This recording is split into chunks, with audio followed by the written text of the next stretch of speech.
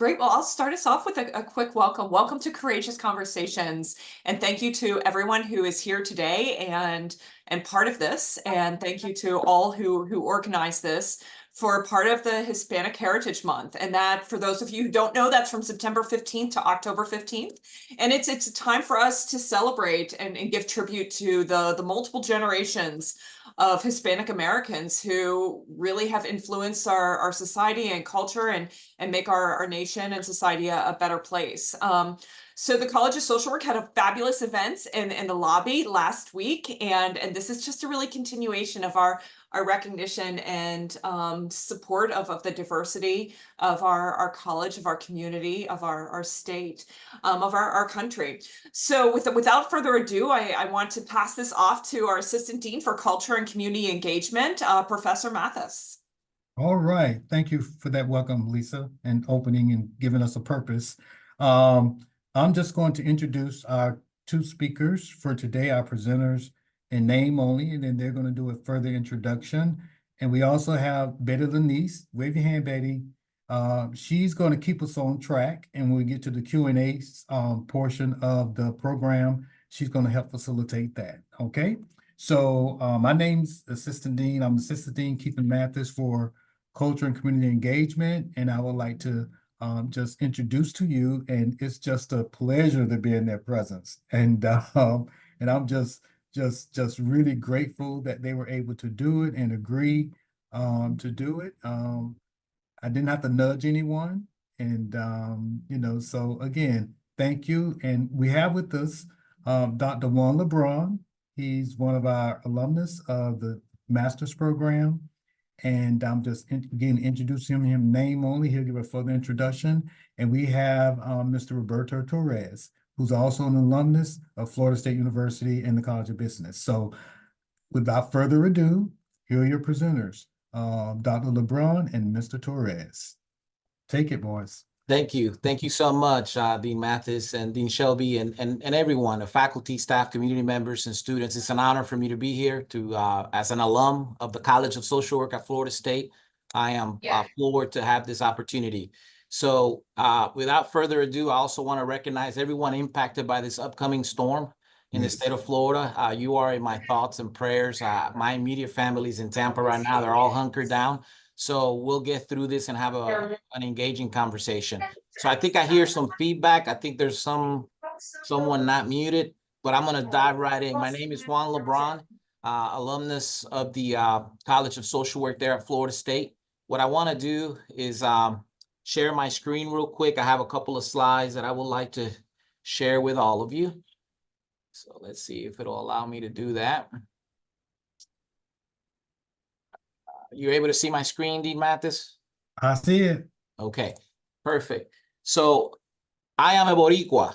I am from the island of Enchantment, la Isla del Encanto in Puerto Rico. Soy de Patillas, Puerto Rico, the southeast coastal small fishing village in Puerto Rico. An area in Puerto Rico that's predominantly an Afro-Puerto Rican community. And for me, it's an honor for me today to represent the Hispanic Heritage Month as an Afro-Latino, as an Afro-Puerto Rican, in sharing with you some highlights as we engage in these courageous conversations. I'm a first-generation college student, graduate of FSU, earned my BSW and my MSW there at FSU, and eventually continued my studies in educational leadership, where I currently serve as a college dean of instruction here at the Woodlands, Texas. I have served as a social worker, no matter all the roles that I've been in my life. I'm a social worker first and foremost, and will forever be a social worker. So I like to highlight the journey that I've taken professionally, which has been centered in the community. I served as a school social worker in Broward County Public Schools in Fort Lauderdale for 6 years.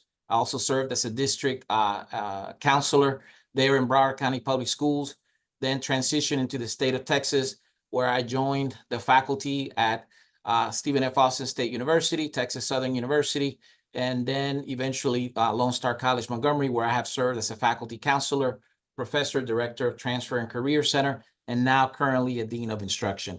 So I want to represent what being Latino, Hispanic is all about. And for me, it's definitely not a monolithic element. Latino means being diverse from many areas, from many parts of different cultures combined. You know, primarily for me as a Caribbean, as a member of Puerto Rico, is three major areas: Taino Indians, European, and our African descent from the African diaspora. So I think for me, it's an honor because I look at the world in so many different ways, from many different lenses, but it's all centered on community and serving the community. So whenever I finished at Florida State in the College of Social Work, one of the things that I was most equipped was, how do I become an active agent of change within the community? So as I settled in South Florida, the first thing that I did was immerse myself in the large Haitian community in Pompano, in Fort Lauderdale, in Broward County. And I worked at multiple schools that had direct access to our Haitian community, our Cuban American community, or Dominican, Puerto Rican, you know, all kinds of different Caribbean elements of the community, where I had the pleasure of being able to comfortably connect and make that connection and serving side by side as we, you know, help to elevate our students, our families into new heights of excellence through education. So Afro-Latinidad, for me, you know, Afro-Latinidad, in defining that, is mainly, you know, anyone from the African diaspora who were brought in to Latin America, and I represent that, being someone from the Patillas coastal region of Puerto Rico. It's distinct practices and characteristics in Afro-Latinidad, again, not monolithic. It's all the traditions that have permeated from our African ancestry, and celebrating that through Latin America. And I think for me, teaching about, like this definition represents, teaching about Afro-Latinidad is very essential when it comes for us when teaching about Latin America. What drives me? The gentleman on the right, playing the percussion, the tambores. That's my tío. He's from Loíza, Puerto Rico. My tío Freki, who passed away a couple of years ago, he was someone that I always followed. I always went with him as he played music in the community, as he advocated for our community left and right in different parts of the island through his music. He celebrated our African ancestry, and he made sure that we all recognize what that means and what that has meant for us traditionally, historically, and, you know, in everything that we do on a day-to-day basis. So I look at him as a hero of mine, a mentor of mine. He's the gentleman that drove me into considering what's you know, what I eventually became as a social worker. He wanted me to make an impact in my community. And I remember when I was, you know, 5, 6, 7 years old, chasing him everywhere, because he was a social worker in Puerto Rico, and he worked in the toughest, most at-risk areas of our communities. And I wanted to be like him. And Bomba y Plena was his expertise. And Bomba y Plena is part of, you know, it's considered our first native music of Puerto Rico, direct descendants of West Africa. And Bomba y Plena, through that language that he used and that music that he did, he just transformed the community and inspired me as a young man to want to do the same thing that he did. I can't play instruments as well as he can. I am a percussionist as well, but it's someone that I can share with you that music is just a huge part of our Latin American culture, particularly our Puerto Rican and Afro-Puerto Rican culture. Music, you play the radio loud. My aunts, my uncles, my mom, my grandparents, you'll talk about anyone from the Caribbean will tell you that you play music loud, we're going to get up, we're going to dance, and we're going to, you know, make connections, and we're going to engage with others. So Bomba y Plena is a traditional dance directly from our African descent. And it's something that is a communal expression within our culture. And it's something that he used to transform the communities that he touched through his social work practice throughout his lifetime. Another area that we connect is our comidas, right? There's one thing you see on the bottom right in that picture, those yellow, big, large bananas. We call that plátanos, right? And in Puerto Rico, we call it plátanos. In Dominican Republic as well. Plátanos, whether they're ripe or sweet, unites us. So when you look at any parts of the Caribbean and our Haitian culture, Jamaican, Dominican, you name it, anywhere throughout the Caribbean and the African diaspora, you will notice that foods are very similar. La yuca, la batata, el plátano. Those are elements that have continued to engage. And whenever I speak to anyone from the diaspora, food has always been something that has been the central piece in conversation, in community, and advocacy. So when I got to South Florida, I joined just about every food festival that I could, you know, whether it was a Panamanian food festival or a Cuban food festival or whatever it was. That was my way of making those connections with the community. So food is definitely, you know, it transcends all boundaries, like you see here in the definition from Hatfield. It's definitely brings us together no matter what those differences are. Lastly, I wanted to showcase some elements of what that is and the similarities of nuestras comidas. So here are some elements that are very similar. So I use Panama with my brother Roberto, he's going to dive into, and tostones, right? So we call fried tostones. Panamanians, they call them patacones, but it's the same thing. Tostones, patacones, very similar, right? We're in different cultures, different land masses, but we're united through the history that we share. Arroz con gandules in Puerto Rico, we call it. Those are rice and pigeon peas, another element of our African descent. And Panama, they call it guandú. So we call it guandules, and in Panama, they call it guandú, same dish. And lastly, pasteles. And pasteles are elements of food made out of plantain base and yuca base with chicken or pork inside. And Puerto Rico, we know it in the holiday season. If you happen to be from the Caribbean, pasteles is something that resonates in everyone's table. And in Panama, they call it tamales panameños. And it's the same thing, right? Just you can see the similarities that we share through music, the arts, fashion, festivals. So these are important tools that I have used over the years to basically immerse myself just about in any community. And I just feel that comfort in being able to do that throughout my social work practices over the years. So I'm going to turn it over to I'm going to bounce past it to my brother Roberto, who's going to represent Panama. Well, thank you so much, guys. I really appreciate it. Thank you, Juan. First and foremost, I'm reporting from Savannah, Georgia, since I live in Tampa, and the hurricane made us evacuate a little bit, but glad to be here. I don't have a slide. I'm not as prepared as Dr. Lebron, so I apologize for that in advance. I'm going to try to do my best with my story and sharing where I come from. So my story begins in Panama in 1978 when I was born.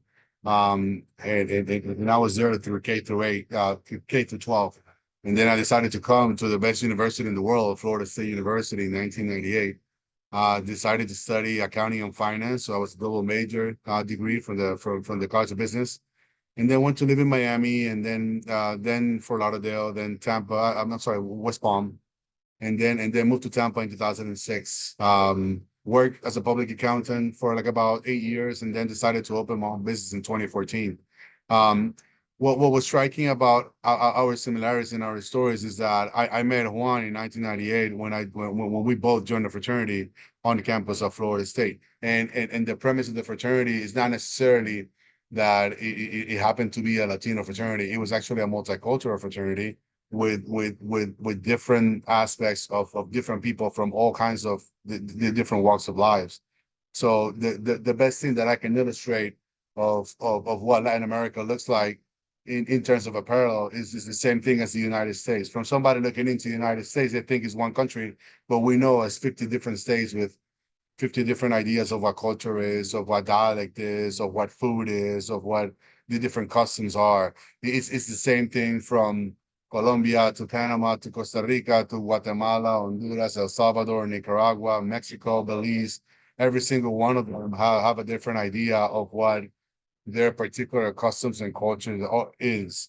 What I find interesting is that in this common thread in the United States, what we find interesting is that the minute that we understand that somebody else speaks Spanish, we try to hang on to that for as long as we can. I mean, I have probably thought of other people, right? Not assuming or looking at them. Like if you look at Juan, you wouldn't think that he would be from Puerto Rico. You would think that he would be African-American from the South.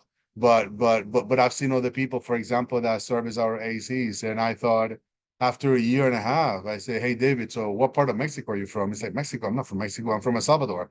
And then he tells me, I thought you were Mexican. I said, no, I'm not Mexican, I'm from Panama.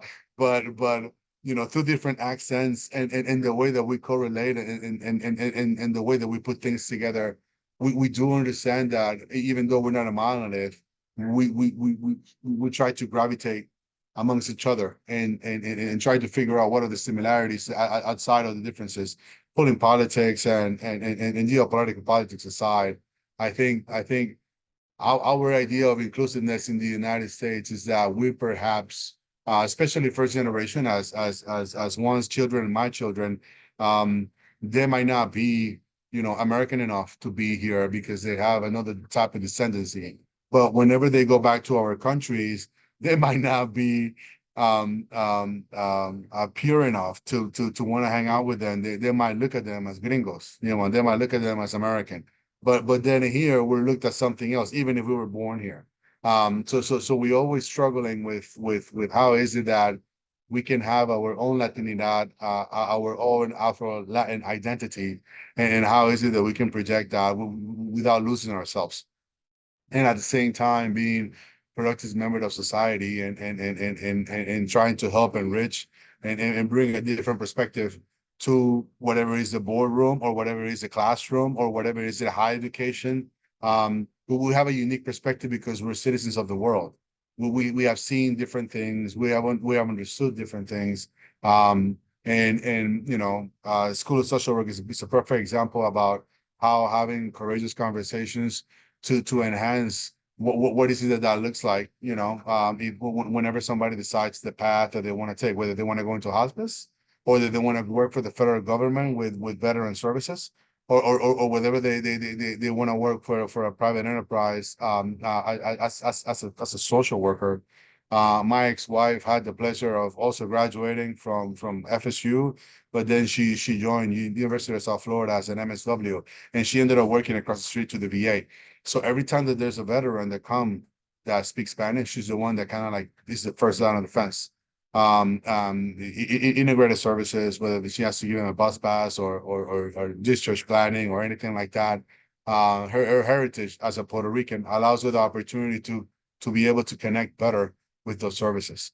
So I would never underestimate the power of how understanding somebody else's experience or learning the origin story, how you can better serve them.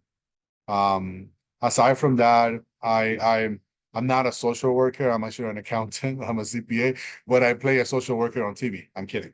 I don't. I actually am a boss. I have 62 employees on 7 different cafes on Main Street, and I also have 7 other stores in the airport where I have 45 more employees. And sometimes I'm a priest. Sometimes I'm a social worker.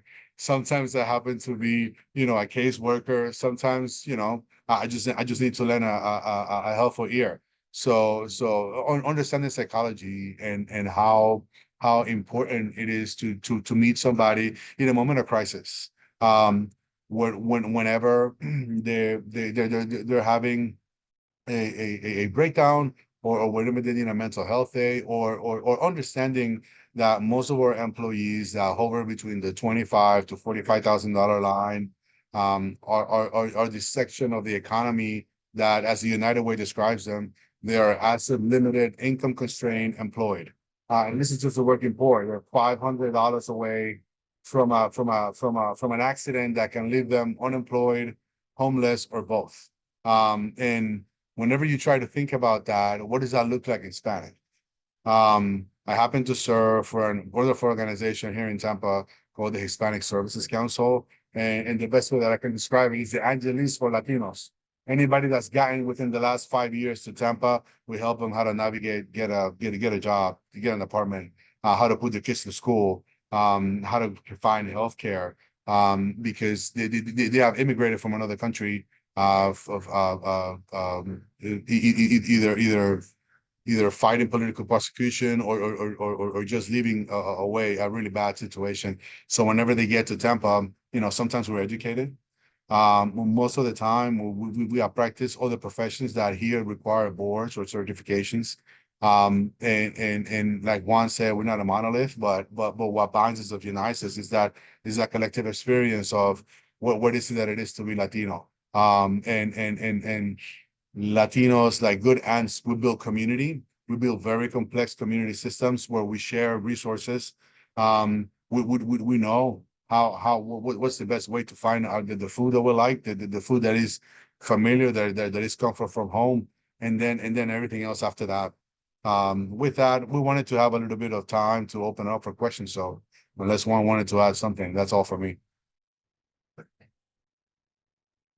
Yeah, I think, to echo what my brother has just shared is when we met at Florida State, I don't know if you remember, Roberto, we talked about the impact that we wanted to make in our communities once we graduated. And I can't believe it, it's been over 25 years since we had that meeting and when we talked about those things that we wanted to do afterwards. And I'm just honored, just the only thing I just wanted to share is that I'm honored that I was equipped through my faculty and staff. And for any student that's on this meeting right now, you're surrounded by amazing faculty and staff that are giving you the tools to go out and take those risks, right? A lot of times we want to stay and remain in our comfort zones and our bubbles, and we only want to stay within certain elements of what we're around. Take those risks and get to know different communities and get involved and go out and become involved and volunteer. That's what I did immediately. I mean, when I finished at Florida State, I moved to South Florida in North Miami in Opelika. Never had been there before. And it transformed my life, and it transformed it in the positive in that it exposed me to so many different cultures where I got to see the differences and similarities. And I'm honored because now I'm in the city of Houston, which is another very diverse community. And I feel prepared, and I've been prepared all these years because of those experiences. So I welcome questions from the audience, and I'm just trying to today, my goal, if there's one thing you leave this meeting today, is to take those risks, to establish those partnerships, to get to know others, not just in the Latin American community as we're celebrating Hispanic Heritage Month, but from all cultures, because I think being Latino, that's what it's all about, right? Food brings us together, music brings us together, dancing brings us together. There's been many times where D. Mathis and he laughs at some things that I have talked about, and there's a lot of things that are very similar in just being from South Florida, right? And now when he says when he says it's a pompano thing, I know what a pompano thing is because I've been at Ely High School. I've been, at Pompano High School. I mean, I've been in those areas, and I think I just welcome. Now there's no better time, and I think it's even more important now than ever before. Our quest to get to know and unite and advocate and inspire, motivate, and make connections with as many cultures and folks around us as best as we can. Yeah, one thing that I wanted to add is, obviously my thing is business, and by the numbers, Latinas. This is just female Latinas entrepreneurs in the U.S. contribute $1.3 trillion to the economy every year. If they were their own country, this is just Latinas in the U.S. If they were their own country, they would be the 5th largest economy in the world. We open the most businesses at a faster clip than any other ethnicity without access to capital. We do it on borrowed credit cards, or we do it in cash. We look for ways that we can, starting with foods and services, to try to figure out how we can be self-sufficient. We don't use the resources. It's sad because we're trying to understand that perhaps if they were to use resources, that depending on their immigration status, that might count against them. Now, I say all that because in the United States, we are the largest ethnic group outside Caucasians within the United States of America. We're like about 66 million people, and obviously we come in different color, size, shape, unimaginable. However, we're everywhere. For example, in Hillsborough County in Tampa, we represent 40% of the county, which is 1 million people. So 400,000 people, they will be better served in Spanish, and recognizing that and trying to understand how services affect us and how we can enact change in those particular services. It's imperative. I would say whichever community you happen to go after you graduate, to try to get that community that wants it, try to immerse yourself, try to learn what the statistics, try to learn specifically what's the makeup of that community, and so that you can better help us serve. Fabio, you've been patient and you've raised your hand, and Fabio has a question for you. Yes, thank you very much. Can you hear me well? We can hear you. Okay, thank you. So, you have probably heard that one of the big initiatives of FSU is related to aging. And what I would like to ask our presenters today is if you can provide us anything from your perspective, from your experience, in which we can make sure that that Latin and Hispanic older adults are included in research and in policy and all of the initiatives that FSU is trying to move forward. I think you bring up, that's a great point you bring up. You know, here at my college, as a dean of instruction, one of the ways that we're doing that is we have what's called an Academy for Lifelong Learners, right? We have an ALL program. And I think, you know, I grew up with my abuelita, right? My abuelita gave me had the chancleta on the left hand and, you know, kind of kept me always focused, right? And when my abuelita at church, when she turned around like this, when I was fooling around in the back of the pews, and when she turned around and she gave me that look, she didn't have to say anything. She just gave you the look like, okay, it's on. By the time you get home, you're going to get it. So I say that to say that you're right. We need to involve more of our population, our aging population, particularly when it comes to sharing of traditions, getting involved in research, right? You know, highlighting the importance for our students to connect with our older generations. How do we, you know, contribute more to the research literature by becoming more involved in activities from the standpoint of advocacy, but more importantly, involvement? How many members of the aging community are around us that we're not tapping into? And I think as institutions, we need to do a better job of that. Our Academy for Lifelong Learners, that's pretty much one of our largest external constituent groups in our community. So these are retired doctors, retired engineers, retired business owners, and they actually come to our campus to take classes in robotics, in artificial intelligence, in accounting, in economics. But more importantly, we create sessions for our students to receive mentoring by these professionals. Because if I want to be an accountant, if I want to be a CPA like Mr. Torres, you know, I want to be around folks that have been CFOs, that are CPAs themselves. And what a better advice for me to receive. And that doesn't cost us anything. These are interested community members that want to be a part of our mission.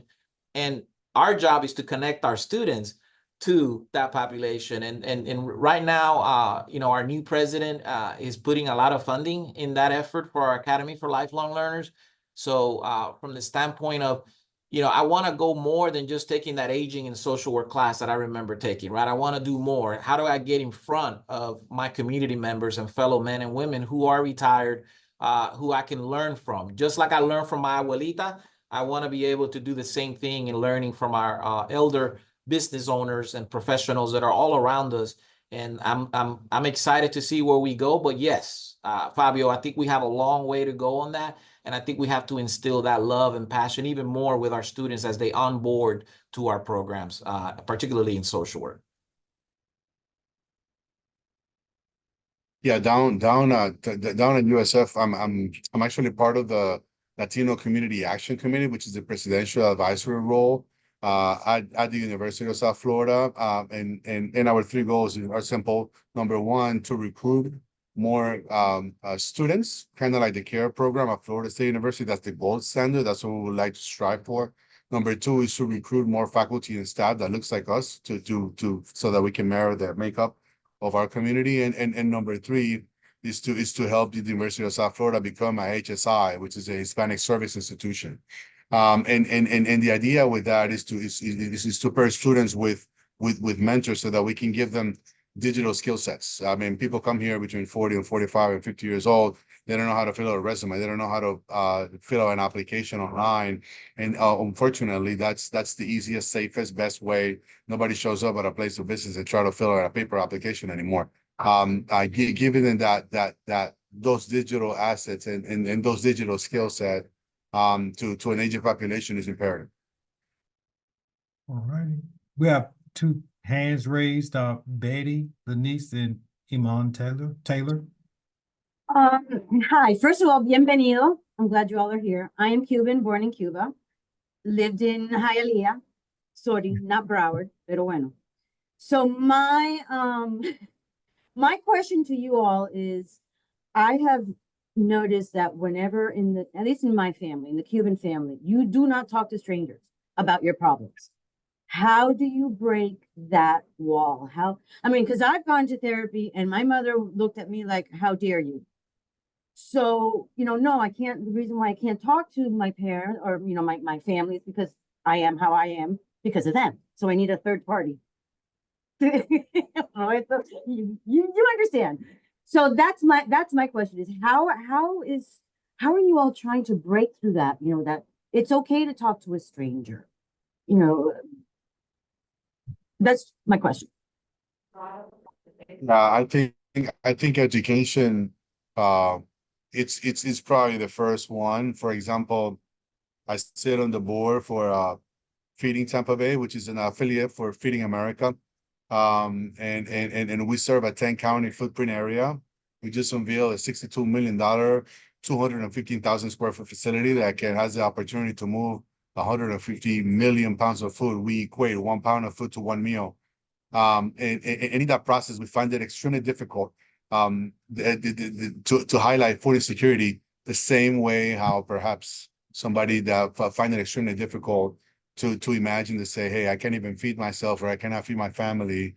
When you try to deconstruct the stigma and try to tell them like, hey, this is not something that you brought up to yourself. This is just a function of the nature of the beast. This is what happens in the greatest country in the world. Somebody can have a full-time job and not have enough and having to make a choice between putting gas in their car or paying rent or both or buying groceries. I think social services, the way that they are laid out in this country, they're non-existent in a third world country. And I believe that for us trying to educate more the consumer or more our constituents, it's the better. For example, I went to school in Panama, as far as K through 12. So when it was time to put my own children in school, I found it extremely cumbersome and difficult because I didn't know how to navigate the system. Now try to do that in Spanish. So through the Hispanic Services Council, we have a thing called La Red de Padres Activos, the network of active parents, and through share experiences, 4 times a week, we have a group of parents that can say, hey, listen, I got this report card from my kid. He said he got an F. He's telling me it's an F for fabulous, but I don't know if that's true or not. What is it? And then they can share and say, no, he's actually doing really bad. You need to figure out how is it that you can get him some help. And through that share experiences, same goes for mental health, same goes for affordable housing, same goes for work. And 2 things, Betty, I think is one, you got to take the risk. No hay que tener miedo. You don't have to have the fear. You have to engage and have that conversation. And 2, one thing I learned as a school social worker, particularly with my brothers and sisters from Haiti and the Haitian American community, Haitian families in the culture, they're very weary of strangers outside of the household. They're very weary. When I would come and do a home visit and I was knocking on the door because I had to talk to the parents and the family, I learned very quickly that I can't do that. I have to gradually set myself and make the connection with the family, because if not, the parents could take it out on the children because why are these people from the school here? Are you doing something wrong in school? And what's the matter with you? So it's having the dialogue, and it's basically number 2 for me is not waiting for the community to come to you, but you going into the community. So in going into those interactions that I had with the community, I was fascinated to know that in our Haitian culture, there were a lot of similarities within my own Puerto Rican culture as how we view officials outside of the household as they're asking questions or trying to connect. And how do we diffuse those fear points, right? Those points of fear that, hey, we're just trying to establish a bridge of support, that we're, have you heard of this research? Hey, do you know how the scholarship system works in this country? Do you know that your daughter is eligible to get these free resources that can assist you? And you have to have that dialogue. And I think is how do we break down those layers of fear that we maintain within ourselves and within our culture. So you bring up a good one, because that one, yeah, no hables con la gente que tú no conoces. But when you say, Exacto. well, but then we're like, well, wait a minute. What message does that person have, and how can I connect? And it's just losing the fear and going into the community rather than waiting for the community to come to us. Well, I certainly appreciate all your work and effort to the entire, whoever's watching, whatever you can do for the Latin community. Muchas gracias. All righty. Iman, and then Amelie. Awesome. Well, first, thank you for having this presentation. I'm a Broward County resident who graduated from Pompano Beach, and I'm also first generation, and I was able to take part in the CARE program here at FSU, which really set me up for success. I'm also disabled, and I tripped into advocacy for disability and working in the field, especially me trying to grow some community programs for women with autism and women of color and autism.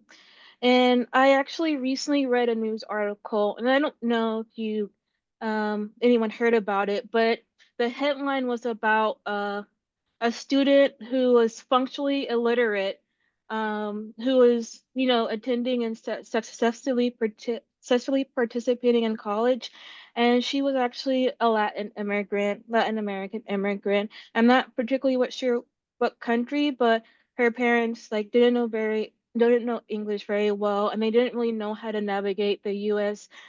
education system. And as I was reading the article, I could tell they failed the student. Her pre-K through 12 program just failed the student because she had the IEPs, but she was seen as disruptive. They demoted her down in grade because she didn't speak sufficient English, and that put her behind. And of course, all those type of struggles have certain nuances with everything that they did. And well, the article didn't say they failed her. I'm saying they failed her. And I guess my question is, when you're dealing with when it comes to being an immigrant and kind of navigating the system and being Latin, and then having the additional nuances of disabilities, how could someone like me support people with this? Because like Roberto mentioned, that he has that program that really supports parents interacting with the school system. I could tell this student who's attending Hartford College didn't have that. And so I'm interested how I could, be support for someone I interacted with. I'll tell you what, Iman, first of all, I just heard the voice of a solution artist, right? You are the advocate that we need. And believe it or not, programs for neurodiverse students, right, are being created left and right now in institutions of higher education. We launched our program, our Life Path program here about 5 years ago, and we're having universities and colleges calling us because this is an extension of an extension program for students of neurodiversity who continue and can earn an associate's of applied science degree, and we're preparing them for the workforce. So we need you more than ever to be an advocate. And I think it starts by exactly what you're doing, okay? You're trying to connect the dots, okay? How can I serve? How, with my own expertise and my own background, how can I help move the needle forward so that no student falls between the track, in between the lines, and that you're there? And I think ultimately it all starts with your passion, your willingness to be an advocate, and you're in the right program right now, learning to sharpen and successfully complete those learning outcomes that are going to help you become a professional advocate and social worker in the future. So I think ultimately is exactly what you just did. You see what the research literature is letting you know, that, hey, there are areas, there are pockets, there are gaps that, need more reinforcement and need more influence and need, individual advocates like yourself that hopefully through your education, through your graduate studies, through your contributions professionally, you can help make, the system of education a whole lot better to help students like the one that you read about not have to go through those type of experiences. So I'm glad that you're a graduate of Pompano Beach High School. I see, you know, that you're representing South Florida in a great way. And I'm honored, right, that you're already looking at, okay, what can I do? How can someone like me with my strengths, with my skills, how can I, you know, move the needle forward? And I think that's what that's what I did as a student. Okay, where can I apply what I love to do most into my community? And I think that's critical. And I can tell you right now, speaking for the system of higher education, I need you. And I need you, and particularly with the programming that we're trying to expand in serving a neurodiverse student population. Awesome. Thank you so much. All right, we have another question from, I hope I pronounced your name correctly. You can pronounce your name and just ask a question. Amir? Go ahead.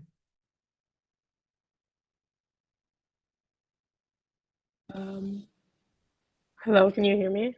Yes, yes, we can. Okay, so my name is Amelie. Amelie, thank Yeah. you. I'm actually a Haitian. I'm from Haiti, born and raised. I moved here 2 years ago, lived in Tampa. And I think something I struggle with from being here is definitely like, you know, finding a place where I can share my culture with people and finding that community. And something that happens to me a lot, especially now that I'm here and I'm away from my family and everything, I've found a club that I can do that with. But my question to you is, how do you like recenter yourself when you're feeling out of touch with your culture and you're like having that, I don't know if you experience that, but that kind of like the dissociation where you're like, oh, I feel like I don't know what I'm doing anymore.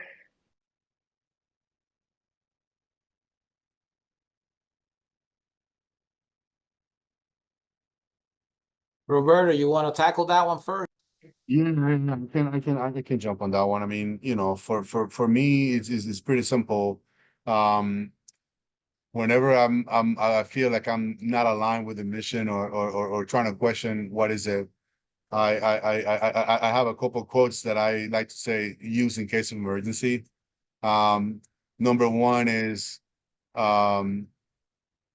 this amazing quote about service, and it says, I dreamt. I'm sorry. I thought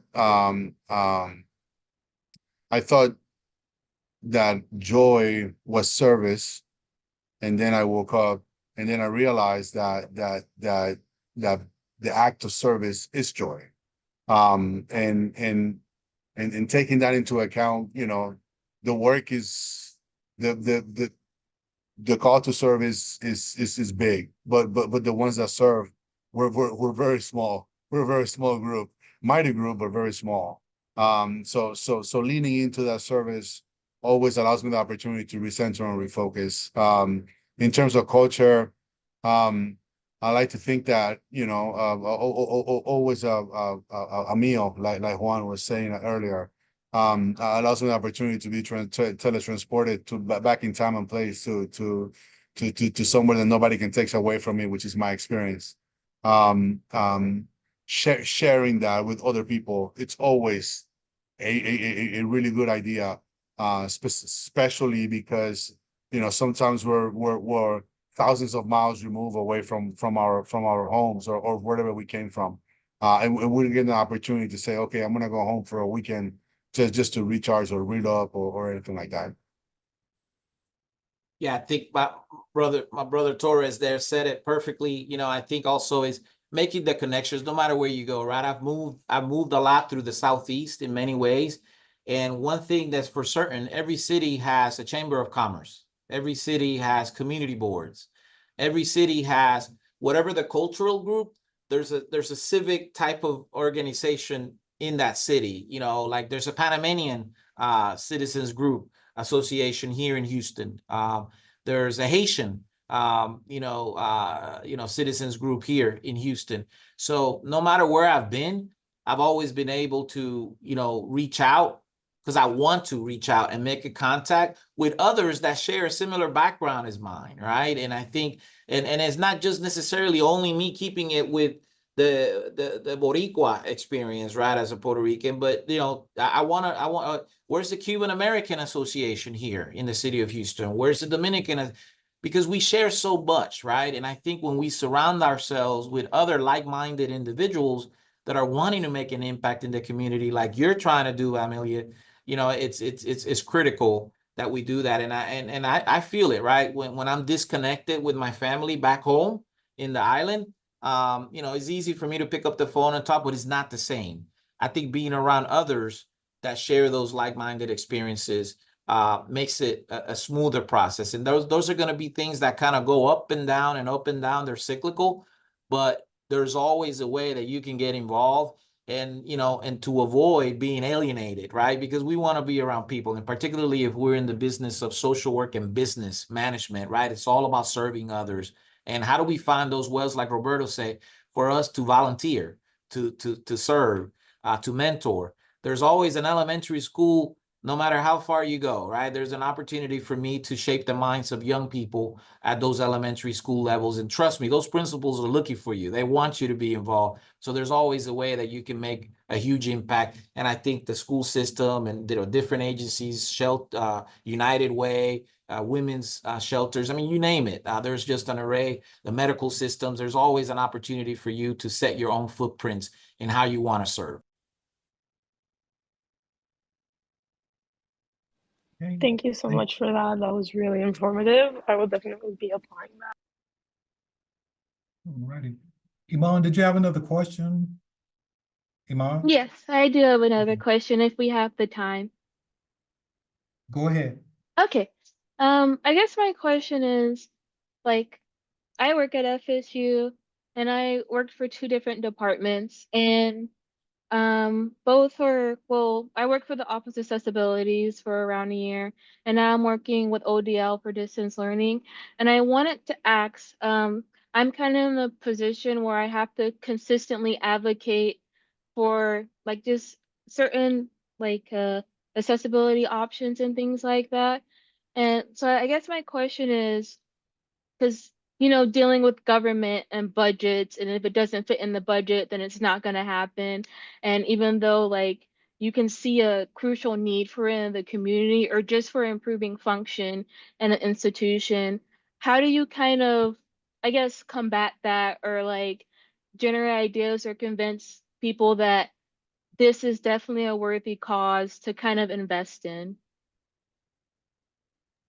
I'm the expert is Roberto, because he's the CPA, he's the numbers guy. But I think for me is how do you use data? Is how you use data to tell your story, right? How can you use data and to illustrate your cause, to advocate for your cause? And the best people that can do that, the best messages that they carry through those channels of administration, right? As a dean, for me, I have a lot of people that come to me and saying, hey, Juan, I need more budget support for this initiative, or I need more for this other initiative. And my number one question is, okay, what is the data telling us? What are you giving, what strategy are you approaching this with, and what's the end goal, and how strategic? I want to see how strategic that planning is, so that I can help support it. If I can see it, if I can envision it, if we've talked about it, if there's been stages of review that have taken place,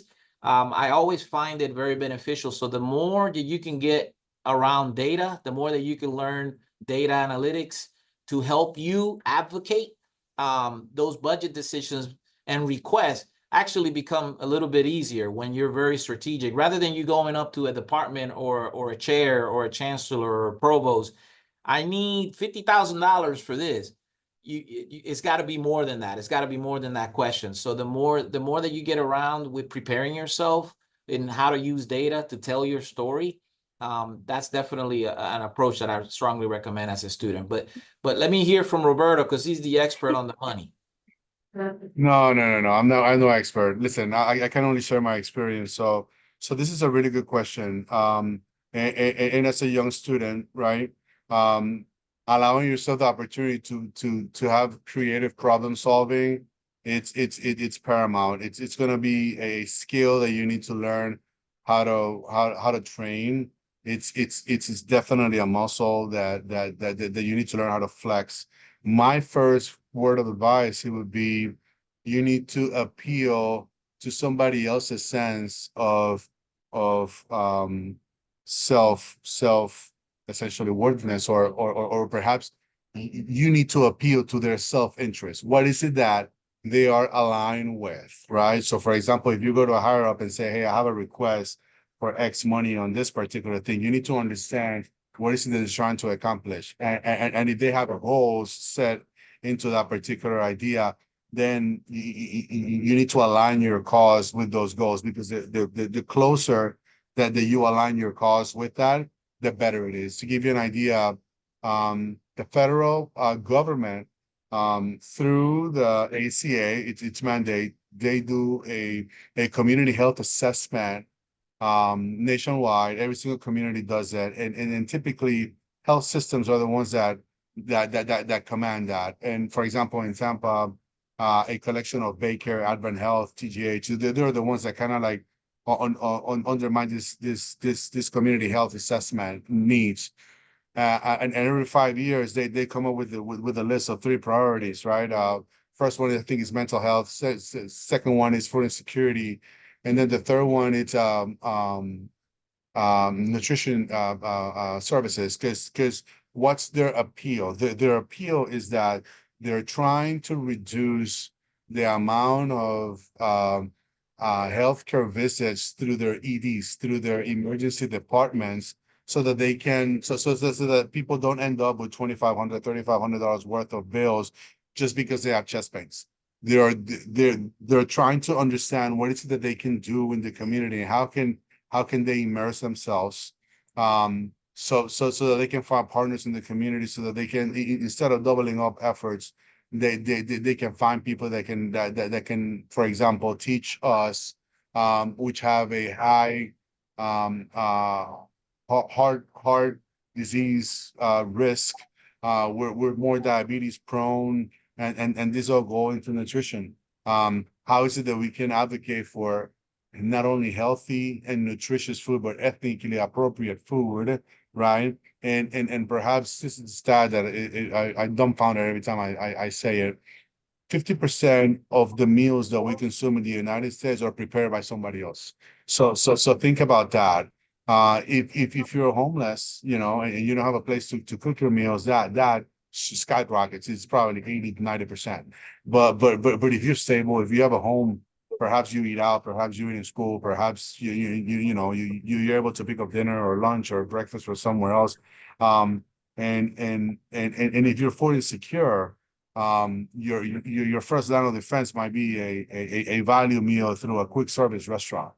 Trying to understand how you can align yourself and what the needs are. For example, if we're advocating for food insecurity, we go to those health systems and say, hey, if we come up with a food as medicine program, and we can issue food, kind of like how somebody issues medicine, we can give them a prescription and say, hey, for the next 14 days, we're just gonna take this food and reheat it. So doing like a meal prep, so that we can see better numbers with your diabetes, with your high blood pressure and everything else. That's a way of being creative and trying to solve a problem going through another avenue. Like Juan said, the data is going to drive every decision, specifically when it comes to budgets. But I think that the winners are going to be the ones that can determine how is it that they can create that they can solve for a problem with a creative solution. Awesome. Thank you so much. I definitely took a bunch of notes, and I'm really going to reflect on both of your comments, because I can only Google so much, and I think you covered several hours of my Googling. So I very much appreciate I can be here. All right, so I think we're done. We have 5 minutes left. Caballeros, thank you so very much. Everybody, thank you so very much for attending. This was really knowledgeable. You all came up with some great questions. Roberto and Juan, you came up with fantastic answers. Hopefully, I will be able to meet you in person, but But in the meantime, anybody that's listening right now, if you ever want to talk about culture, I will be more than happy to talk about my Cuban culture. It's a handful. So, but that's always been my biggest thing is how do we break that wall of I'm not going to talk to abuela or tia, I'm going to talk to Dr. LeBron, a stranger who I've never met. So that's always been my biggest, that's my hot button. So thank you all very much for taking the time for being here, asking questions, listening. And like I said, if you all ever want to, talk, I'm here. Thank you again. Muchísimas gracias. All righty. Thank you so much, Dr. LeBron, Mr. Torres, and thanks to everyone that showed up. We're greatly appreciated. Talk to you later. Thank you so Goodbye. Thank you, much. DeMathis. All righty. Thank you. Take care. Thank you, everyone. Go Noles. Oh, no. Hialeah, Miami Lakes in the house.